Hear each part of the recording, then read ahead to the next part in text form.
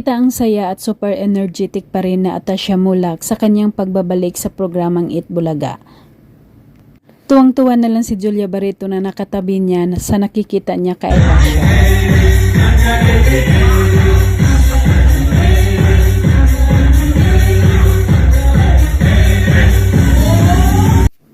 Ilang buwan din na nagpapahinga si Atasha Mulak sa pagtatrabaho bilang host ng programa dahil nagfo-focus muna ito sa kanyang bagong series na Bad Genius.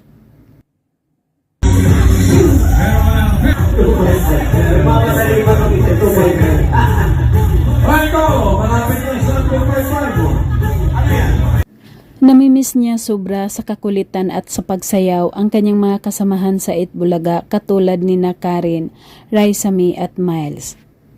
Talagang magkasundo silang apat.